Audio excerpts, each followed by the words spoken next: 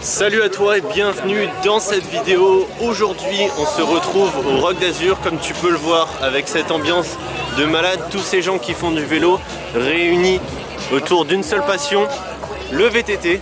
Donc je vais vous faire découvrir tout l'événement.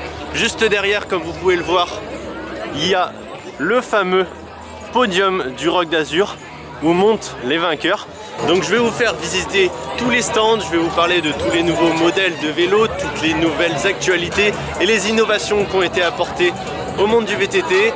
Allez, c'est parti. Mais avant d'aller découvrir tout ça, j'ai juste envie d'aller aux toilettes. Allez, on y va. Comme quoi les toilettes du Roc d'Azur, c'est quelque chose quoi, c'est pas des toilettes classiques hein. J'ai passé toute mon enfance dans ces toilettes. Donc on va vite y aller. Oh punaise, non, il y a du monde. En même temps, c'est logique. N'empêche que cette année, vraiment, il y a beaucoup moins de monde que les autres années.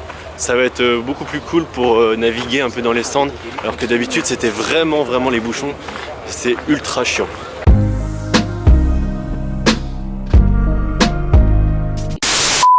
Bon voilà, pipi terminé, on a compris la blague. Du coup, on se retrouve vraiment là, cette fois-ci, en plein milieu.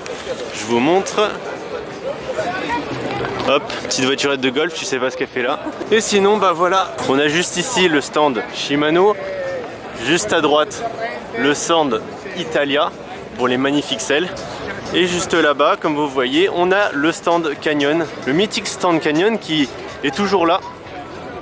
À chaque fois, il est toujours là. Il y a beaucoup de stands qui changent de place, mais lui, vraiment, il reste à cet endroit. Il est très bien, hyper visible.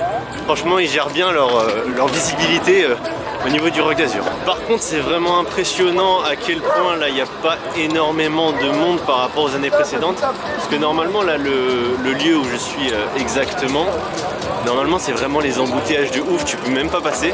Et là, bah, c'est plutôt libre, on va dire. Et c'est pas les giga embouteillages comme d'habitude, ce qui montre que vraiment il y a moins de monde que les années précédentes. Bon alors pour bien commencer, commençons justement par le stand Canyon, stand mythique du Roc d'Azur. Comme vous pouvez voir, bah, c'est un des plus gros et en même temps Canyon propose une très large gamme de vélos. Allons en découvrir tout ça, je vous fais des jolis plans cinématiques.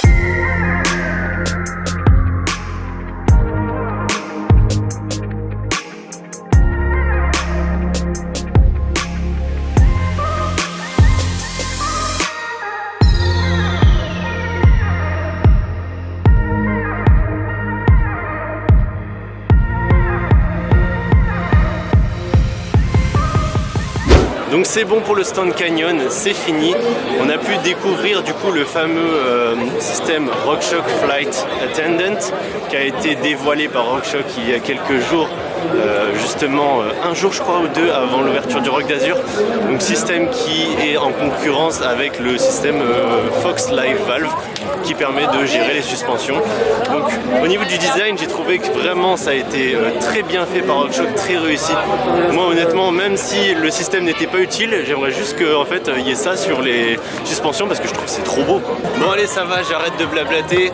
Maintenant on va passer au salon intérieur parce que malgré que le Roc d'Azur ce soit quand même un événement plutôt en extérieur, il y a aussi un salon complètement en intérieur où il y a des stands qui sont beaucoup plus petits. Souvent c'est tout ce qui est les vêtements, les casques et tout, parce que les vélos c'est sûr que ça prend plus de place, donc ils sont souvent exposés en extérieur. Allez, je vais vous faire quelques petits plans pour vous montrer à quoi ça ressemble.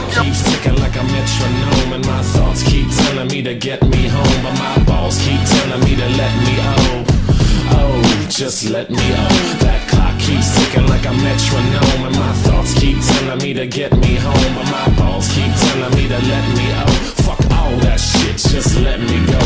Owers and tastemakers make us no chaser. Gets the blood flowing like a fucking pacemaker. Cut the middle. Bon ça y est, on a fini de faire le tour des stands sur la partie intérieure. Vous avez vu qu'il y a pas mal de petites entreprises qui proposent des produits assez sympas. J'étais pas mal impressionné par le mec qui plantait les clous dans le pneu pour montrer que le tubeless était super efficace. Ça montre justement... C'est un vlog. Ouais. Mais je crois que c'était Cédric Garcia, non? Putain, j'ai un doute. Il ressemblait vraiment beaucoup. Mais vu ce qu'il m'a dit, il y a moyen que ce soit lui parce que c'est un gros déconneur. Et voilà, bon oui, j'étais en train de dire que C'était vachement impressionnant, les mecs qui plantaient les clous dans les pneus, c'était pour vous montrer que le tubeless était quand même super efficace et que je comprends pas pourquoi il n'y a pas plus de gens qui passent en tubeless au jour d'aujourd'hui.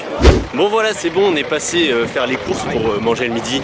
Ceux qui me connaissent, c'est un peu tout le temps la même chose, double ration de taboulé pour 2 €, ça nourrit en conséquence, c'est très bon et très rapide à manger, ça me convient parfaitement. J'ai acheté ça au petit géant casino à côté de la base nature. Ce géant casino, c'est toute ma vie, j'ai l'impression qu'il m'a sauvé la vie aussi parce que bon, pour l'anecdote, une fois en gros j'avais dormi dehors au niveau du Roc d'Azur justement et j'avais passé toute la nuit etc, genre j'avais pas mangé depuis je sais pas quoi 12-15 heures, je crevais la dalle. Du coup 7 h du matin j'ai été au petit géant casino prendre un sandwich, j'ai l'impression que c'était le meilleur sandwich de ma vie. Bon, pour le coup on va aller déguster ce jeune taboulé au même endroit justement où j'ai dormi dehors pendant une nuit à la base nature qui est le lieu du Roc d'Azur. On va fêter ça comme ça. Moi c'est les petits plaisirs de la vie comme ça. Par contre les gens, j'ai l'impression qu'ils font que de me regarder, de se dire mais c'est quoi cet abruti qui a une caméra dans les mains et qui a 2 paquets de taboulé dans la main gauche. Ça a juste aucun sens. Déjà vraiment quand t'as une caméra dans les mains, il y a tout le monde qui te regarde. Et alors là si t'as 2 paquets de taboulé, ils se disent mais ça a aucun sens, mais c'est pas possible. Bon ça y est, je viens de finir de manger, je viens de finir de m'alimenter grâce à mon taboulé. Ouais, du coup c'était juste à cet endroit là que j'ai dormi pendant la nuit sur la base nature. Bon, on s'en fout, allez, du coup on passe à la suite de la visite des stands.